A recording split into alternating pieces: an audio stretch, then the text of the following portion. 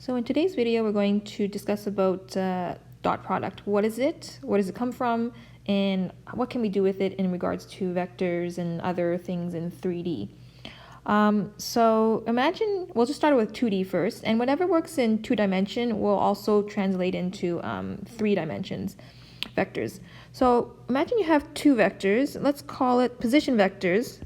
Let's start from here to here. So we're going to draw a vector, and we're going to call this point, let's call it x1 and y1. So we're going to generalize. We're not going to give specific numbers, and we'll call this O to A. And another vector will be from here to here, maybe a longer vector, and we'll call it O to B. And we'll call this one x2 and y2. And I'm going to connect these 2 points and call this O to A, or A to O, or B to A. It doesn't really matter what you call it. So, and then we'll call the angle between these 2 theta. So we're just going to focus on this one here. All right. So the question right now is, how can we find the distance between A and B? It could be vector AB or BA, or just the length of the segment. And in grade 10, you learned something called the distance formula, where you take the distance between 2 and you find the difference between the x values square plus the difference between the y value square. So pretty much this over here is like Pythagorean theorem connecting to change in y over change in x, which is the same thing as slope. So we're going to use this to find A to B. So A to B, I'm going to be using vector notation. So this here means the distance of A to B, and we know that the distance between A to B is between, given what we have here, over here, it's x2 minus x1 square plus y2 minus y1 square. And I'm just going to do something here because we're going to need it for in the next couple of steps. I'm just going to square both sides. I don't want to deal with the square roots, so we have this instead. And I'm going to expand this. So expanding form, you just expand, FOIL it, collect like terms, and you end up getting the following. And we end up with this long expression. You cannot simplify it. There's no like terms. So I'm just going to put a box around here. So we're going to come back to this too later. The next thing we're going to do is, what else can we do to find the length of this red line? So using the distance formula from grade 10 is 1. But there's another one from grade 10 you also learned. Notice how you have a triangle here, and you have the angle in between, or the angle in between is provided. We can use something called cosine law. Remember what cosine law is? So cosine law looks something like Pythagorean-ish, but a little bit more complicated in this case here. So this is the cosine law, and in our case, C is actually this blue section here, which we'll call AB squared, because the magnitude of AB, and A is, we'll call this side A, so we'll call this the magnitude of OA squared, plus the length of OB square minus 2OA, because A is the length of this side of the triangle, B is the length of this side of the triangle, so we'll call it the magnitude. So we're going to use a vector notation and cos theta. So what's next is, let's actually have a look at OA. So I'm going to erase all this stuff here, the surface, and let's just focus on OA. So OA is this over here. How do you find the magnitude of OA? So remember what the distance formula says? OA is the difference between the origin and x1, y1. So on the side note here, OA is equals to, in this case, x1 minus 0, because the other point is the origin, and y1 minus 0 square. We'll do the OB as well. OB is the green one over here. So the distance between 0, 0 and this, using the distance formula. So you have x2 minus 0 square plus y2 minus 0 square. And we both end up getting very similar formats, but once this is just x1 square plus y1 square. This one here is x2 square plus y2 square. And because I don't want to have the square roots, I'm just going to square both sides, put a square, put a square. We end up getting OA square is equals to x1 square plus y1 square OB square is going to be x2 squared plus y2 squared. So now we have, I just erased all the mess before, but now we're left with this one over here, which is what we had from distance formula. We have this one here that we got from cosine law, and down here we actually simplified it and had we did also the distance formula. And we're going to bring all these pieces together. Now, but before we bring these pieces together, let's have a look at this one over here, the one in blue. We're going to take this blue and take this red one over here. Notice how they both have AB square. What we're going to do is equate the two together. So I'm going to have this horizontal massive equation. So let me just erase some of the stuff over here, and let's just write this out as best as we can. So I'm just going to copy the red part, which is x22 minus 2x squared x1 plus y22 minus 2y2y1 plus y2 squared is equals to, now the blue part over here, which is OA squared plus OB squared minus 2OA and OB and cos theta. So we just pretty much linked distance formula method for AB and square, and we linked the cosine law method. So they're meshed together. And you're probably thinking, this is really massive. Well, it is, and things are going to simplify. If you notice at the bottom here, what is x1, y1 square equal to? Do we have an x1 square, y1 square on the left-hand side? Oh, you have an x1 square, and we have a, oh, I think I made a mistake somewhere over here. This one over here, this should be a 1. And we have a y1 square. So basically, these two pieces is the same thing as OA square. Do we have an x2 square and a y2 square? Yes, we do. So these two pieces are going to be OB square. So that means the left-hand side can become the following. It could become OA square plus OB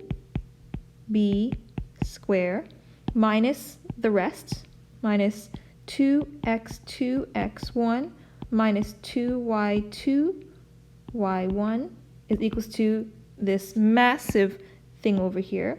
And if you notice here, things can start to simplify. So I'm going to use green to sort of simplify the OA square. The left-hand side has OA square. I cross that out. The right-hand side has a OA square. The left-hand side has an OB square. The right-hand side also has a OB square. And what do we end up with? So we're going to end up with something a bit more simpler. And if you notice both sides, there's a -2 and a -2. So I'm going to divide both sides by -2 and -2. So all the -2's are gone. And what's left with is this piece. It becomes x2, x1 plus, because negative gives you a +1, y2, y1, which equals to OA, the right-hand side. And this here is our dot product. So this here, you're probably wondering, the statement, well, how is this a dot product? Where is the dot? So the left-hand side is the product of the pieces of the A and B.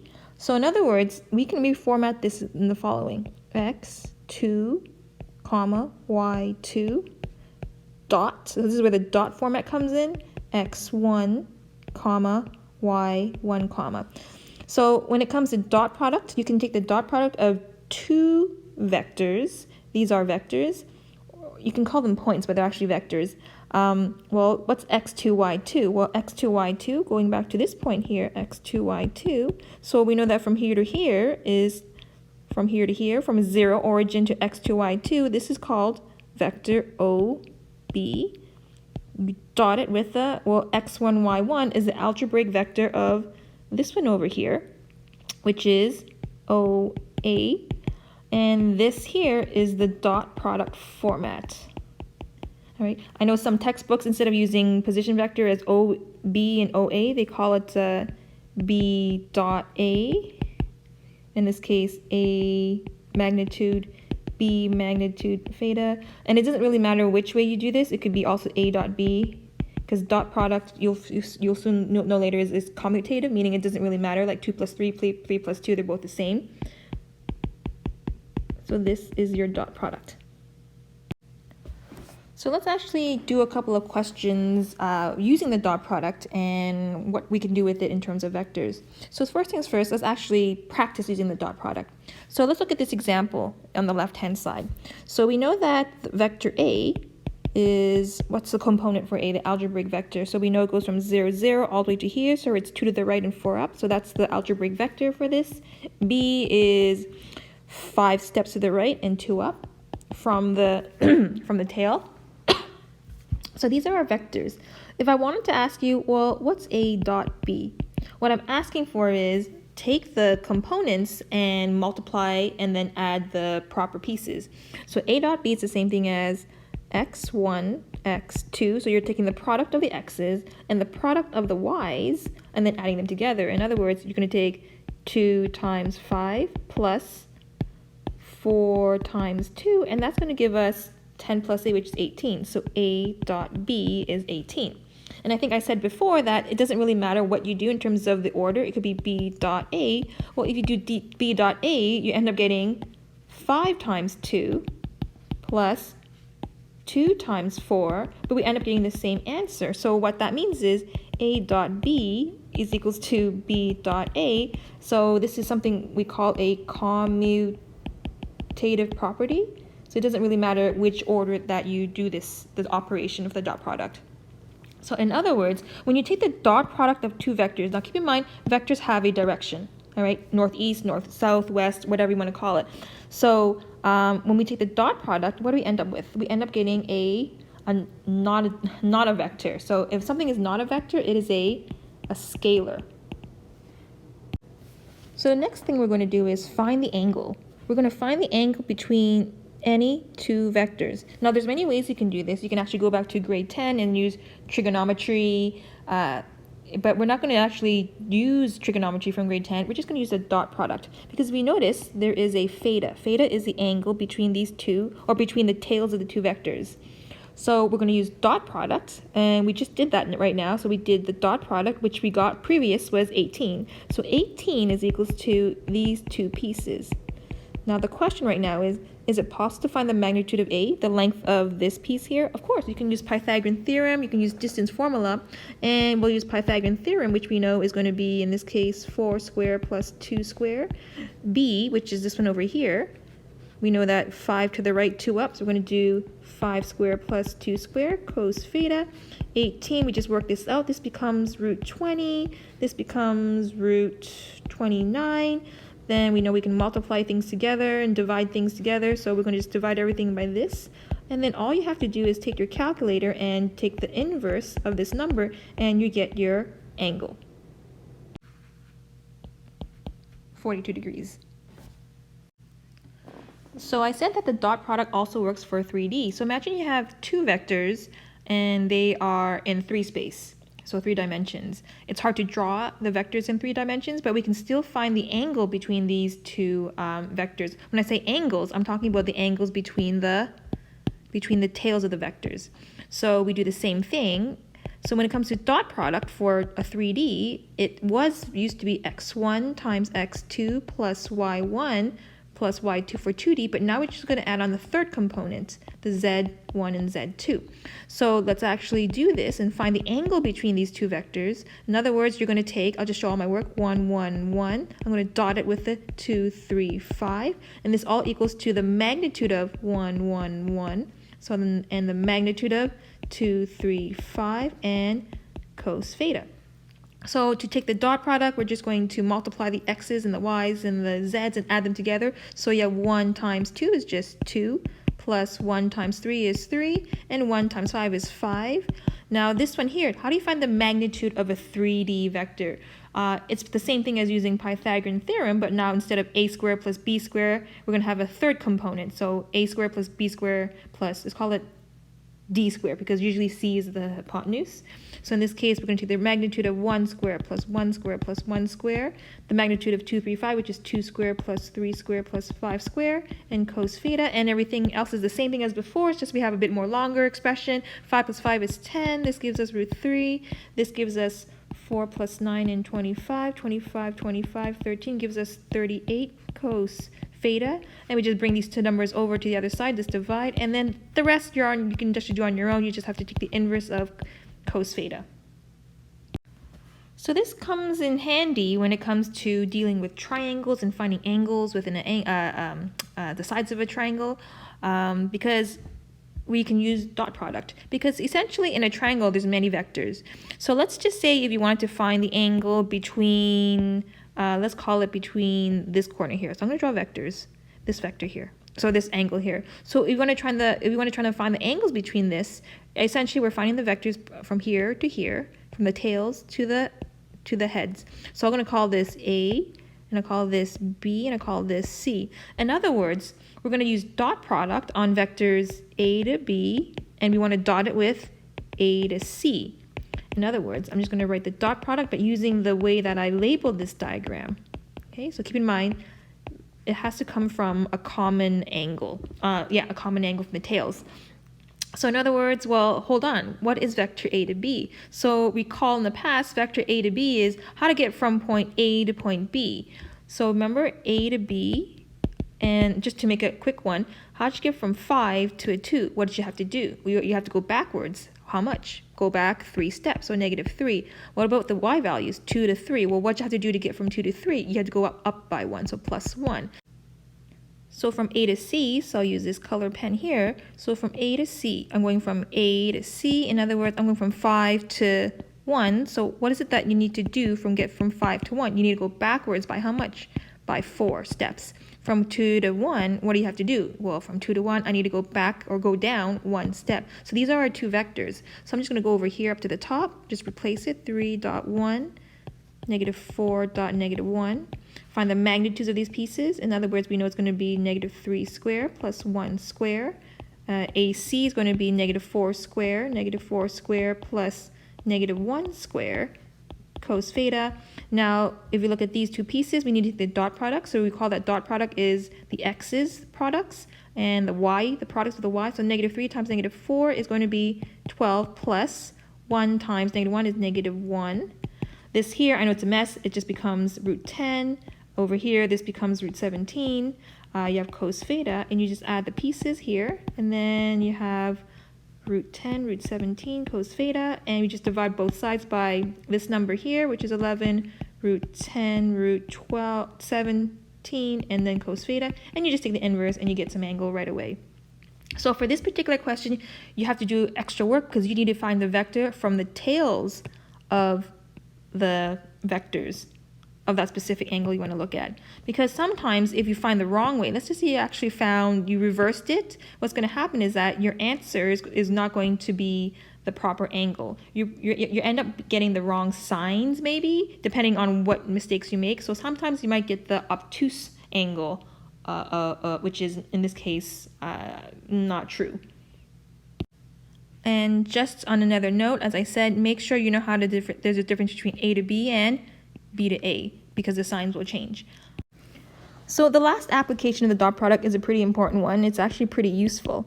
So the question right now is, what happens if the angle between the vectors is 90 degrees? So let's just say I had two vectors, here's A and B, and what happens if the angle is 90 degrees? So in other words, the angle here is 90 degrees, and what's cos 90? Well, cos 90 is going to be 0. In other words, if you take the dot product of two vectors and you end up getting 0, you know right away that those two vectors will be perpendicular 90 degrees to each other.